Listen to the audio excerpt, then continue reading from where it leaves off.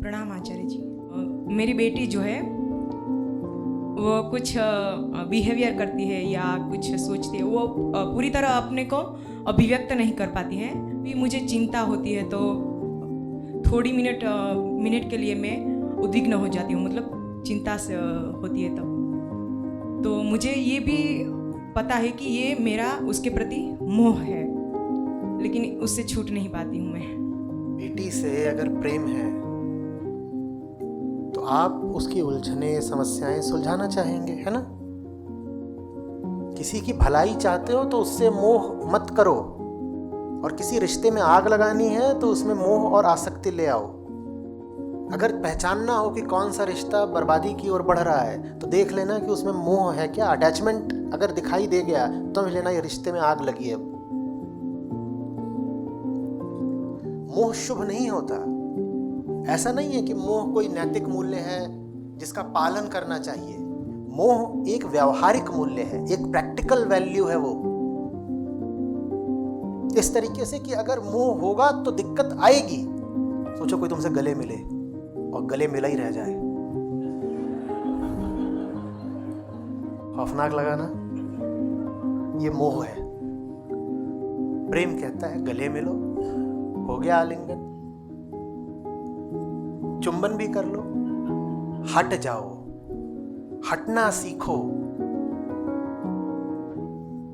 प्रेम हटना जानता है क्योंकि प्रेम दूसरे का हित चाहता है।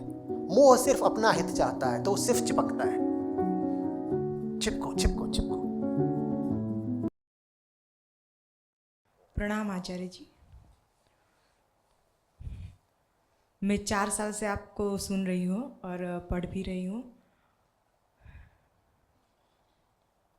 ये मेरा तीसरा कैंप है। जीवन में काफ़ी कुछ बदलाव भी आया है। कुछ कुछ वृत्तियाँ भी दिखती है मेरी, लेकिन एक जो बात है वो मन को उद्विग्न करती है, बार बार मतलब डिस्टर्ब करती है। मेरी बेटी जो है वो कुछ बिहेवियर करती है या कुछ सोचती है, वो पूरी तरह अपने को अभिव्यक्त नहीं कर पाती है।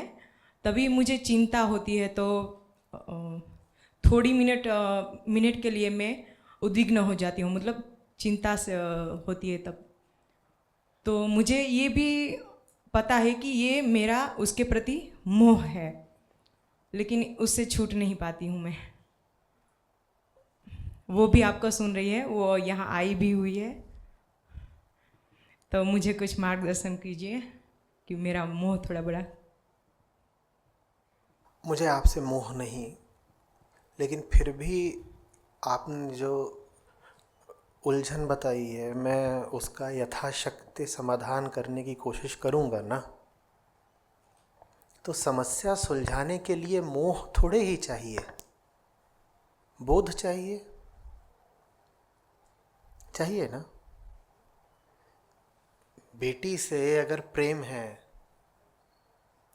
तो आप उसकी उलझने समस्याएं सुलझाना चाहेंगे, है ना। नहीं सुलझाना चाहेंगे, सुलझाना चाहेंगे। और सुलझाव के रास्ते में बाधा है मोह। किसी की भलाई चाहते हो तो उससे मोह मत करो, और किसी रिश्ते में आग लगानी है तो उसमें मोह और आसक्ति ले आओ। अगर पहचानना हो कि कौन सा रिश्ता बर्बादी की ओर बढ़ रहा है तो देख लेना कि उसमें मोह है क्या, अटैचमेंट अगर दिखाई दे गया तो समझ लेना ये रिश्ते में आग लगी है। अब मोह शुभ नहीं होता। ऐसा नहीं है कि मोह कोई नैतिक मूल्य है जिसका पालन करना चाहिए। मोह एक व्यावहारिक मूल्य है, एक प्रैक्टिकल वैल्यू है वो।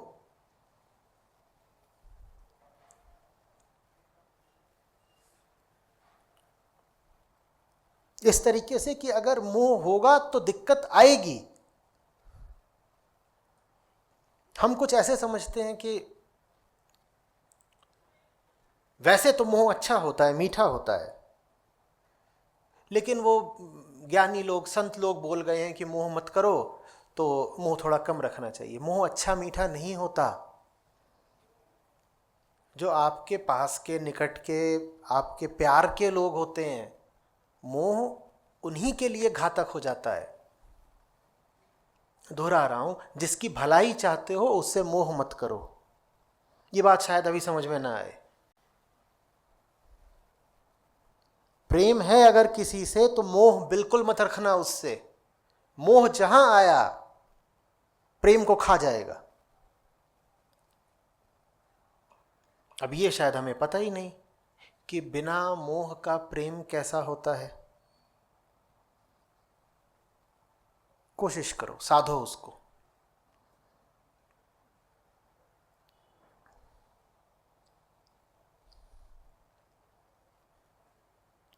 जिससे तुम जुड़ गए उसे बढ़ने कैसे दोगे?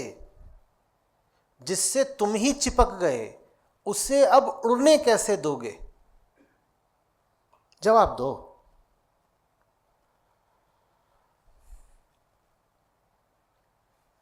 मोह पता है ना क्या है? मोह ऐसा है कि बरगद का पौधा लेके उसको कुची कुची गमले में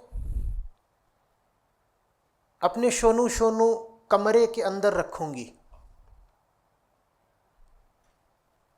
और रोज उसको किसी दिया करूंगी।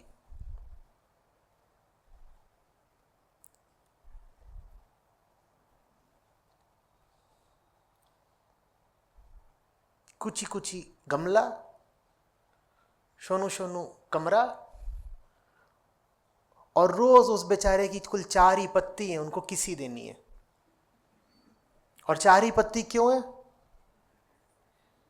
कहे कि आपको मोह बहुत ज्यादा है ना। और कहेंगे देखो मैं कितना प्यार करती हूं इससे, रोज किसी देती हूं। वो मरा जा रहा है।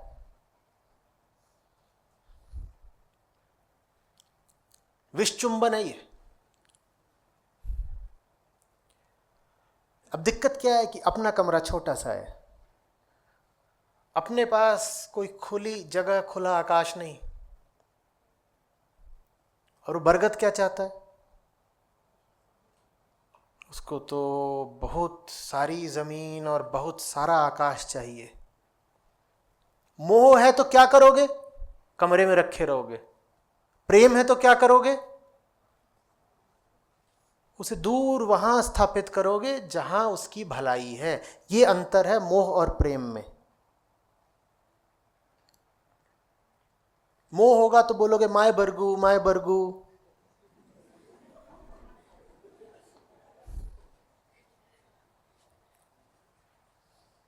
और वो क्यूट तो लगेगा ही, इतने से उसको गमले में लगा दिया है, जिसकी जड़ें वड़े काट दी हैं, वो क्यूट तो लग ही रहा है। बरगद का पेड़ ऐसे लेके फोटो खींच रहे, सेल्फी में डाल दी।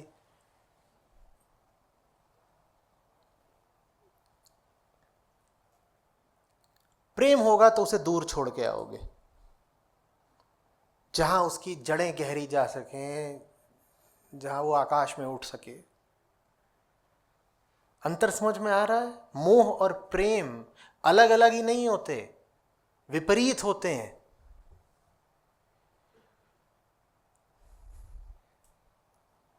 मोह आग लगा देता है संबंधों में। मोह का मतलब है पकड़, मोह का मतलब है जकड़, माने हिंसा।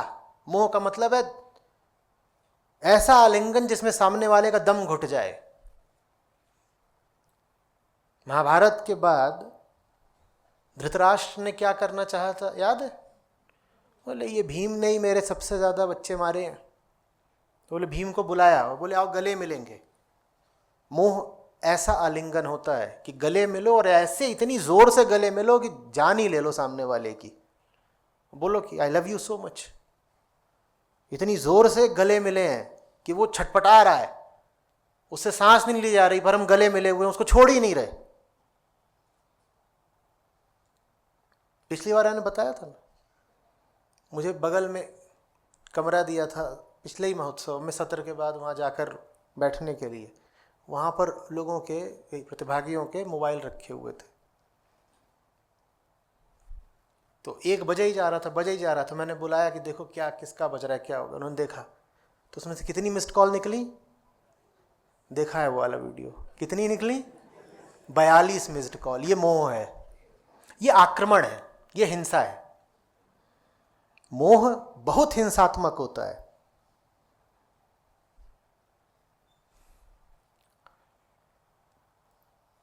सोचो कोई तुमसे गले मिले और गले मिला ही रह जाए,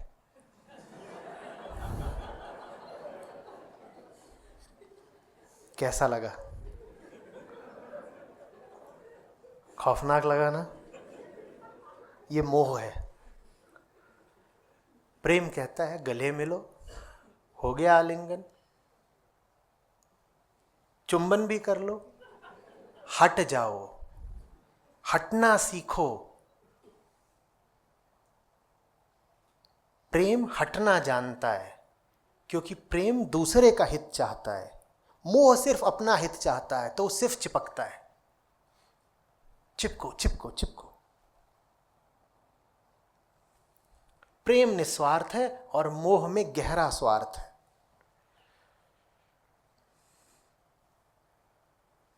विपरीत है एक दूसरे के।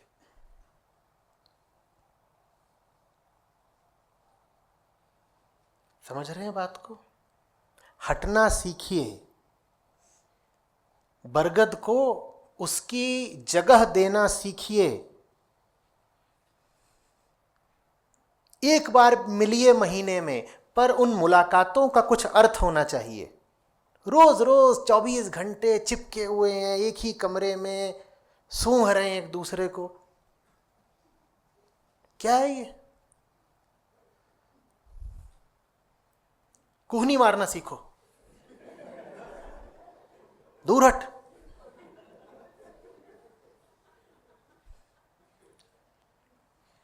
किसी को भी झेल लेना, चिपकू को नहीं।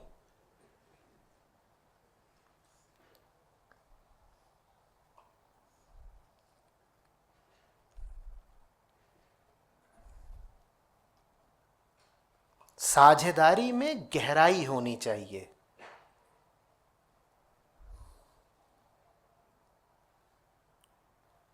विस्तार बहुत जरूरी नहीं होता।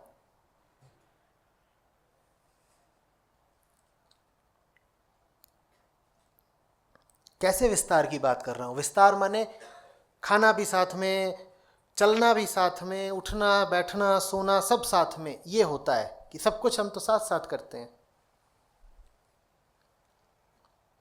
शॉपिंग भी साथ में, कपड़े भी एक जैसे।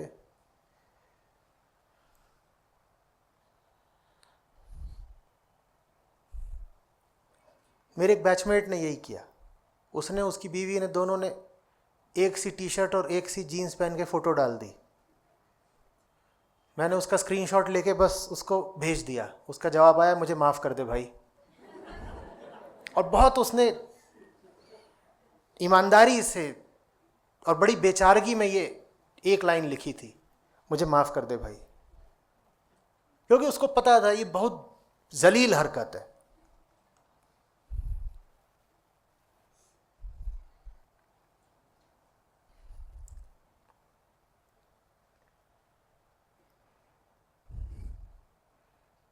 और उसकी यहाँ पे लिखा हुआ था, आई लव माई वाइफ। उसने आई लव माई हस्बैंड, और ये फोटो खिंचा रहे हैं और डाल रहे हैं। वो कुछ भी हो सकता है। I love my son, daughter, friend, religion भी हो सकता है, कुछ भी हो सकता है। क्यों चिपकते हो इतना? जॉब भी हो सकता है, कुछ भी। वो जो सामने वाला है, अगर वो जीवंत है तो उसके हित की परवाह करो। देखो उसके लिए क्या बेहतर है। तुम्हारी क्या जरूरतें हैं, उनको पीछे रखना सीखो। और तुम्हारी ज़रूरतें अगर ये हैं कि तुम्हें हर समय किसी दूसरे को पकड़े रहना है, तो ये ज़रूरत ही ठीक नहीं है। तुम आदमी खतरनाक हो, फिर तो तुम शिकार ढूंढ रहे हो कि ये मेरी ज़रूरत है कि मुझे हर समय किसी को थामे रहना है, पकड़े रहना है। ये छोटे बच्चे नहीं होते कि सुसु जाने के लिए भी मम्मा चाहिए, रात में अकेले नहीं जा सकते। वैसे बहुत सारे वयस्क भी होते हैं, उन्हें कुछ भी करना है तो उन्हें मम्मा का हाथ थामना है। इसमें मम्मा को क्या सुख मिल रहा है? इसमें दूसरे का क्या हित है, ये बताओ ना। छोटे बच्चे की तो चलो मजबूरी है, वो डरता है, तो उसको कहीं भी जाना है तो तुम्हें जगाएगा, कहेगा साथ चलो। तो इतने बड़े हो गए, तुम अभी भी अकेले कहीं नहीं जा सकते। बहुत सारे लोग शिविर में नहीं आए, विशेषकर महिलाएं। पूछो क्या काहे नहीं? वो साथ कोई नहीं आ रहा। वो कोई कौन है? वही है जो कोई है। वो वही जानबूझ के नहीं आएंगे, कहेंगे यही तो आगे बिगड़ गई है ये, तो वो भी नहीं आई। अब आप बड़ी हो गई हैं, सुसु जाने के लिए क्यों अकेले उड़ना सीखिए। उसमें बेवफाई नहीं हो जाएगी। बरगद का पेड़ अगर अपनी नियति को प्राप्त करता है, चारों तरफ अपनी बाहें पसारता है, जटाएं फैलाता है, जड़ें उसकी गहरी जाती हैं, तो ये बेवफाई कर रहा है वो किसी से? बोलिए। आप भी बरगद के पेड़ हैं, आप अगर खुला फैलेंगे तो ये आपने किसी से बेवफाई नहीं कर दी। और अगर कोई ऐसा है जिसका दिल टूटता है इस बात से कि आप गहराई क्यों पा रहे हैं, ऊंचाई क्यों पा रहे हैं, तो व्यक्ति किसी के लिए ठीक नहीं है, ना आपके लिए ना अपने लिए।